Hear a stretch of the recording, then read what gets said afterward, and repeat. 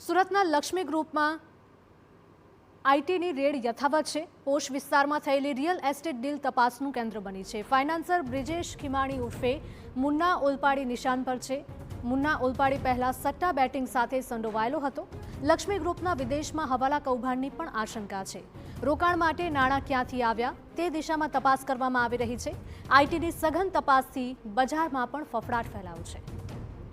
સંવાદદાતા બળદેવ જોડાયા છે। બળદેવ, સુરતમાં લક્ષ્મી ગ્રુપમાં જે પ્રકારે આઈટીએ રેડ પાડી હતી, આ રેડ હજુ પણ યથાવત છે। તપાસમાં અત્યાર સુધી કયા ખુલાસા થયા છે?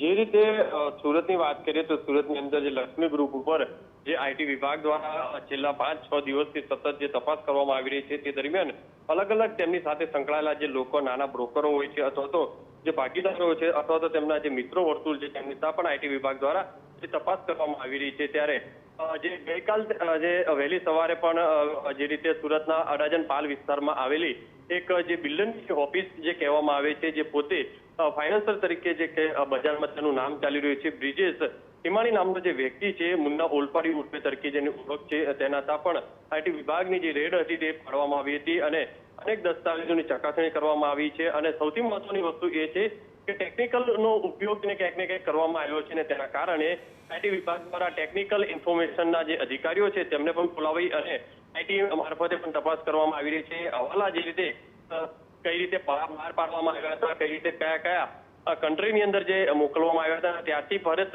સુરતની અંદર હવાલા કઈ રીતે લાવવામાં આવ્યા છે અને આ તમામ જે રોકાણો છે તે જમીન અને જે જ્વેલરીની અંદર જે કરવામાં આવ્યું છે એ તમામ બાબતોને લઈને તપાસ શરૂ કરવામાં આવી છે।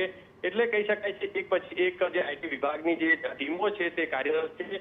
મોટા પ્રમાણમાં ગુજરાતની સૌથી મોટું જે રેકેટ છે હવાલા કૌભાંડ અને સાથે સાથે આઈટી કરચોરીનું પણ મોટું સામે આવી શકે છે તેવી શક્યતા વ્યક્ત કરવામાં આવી રહી છે।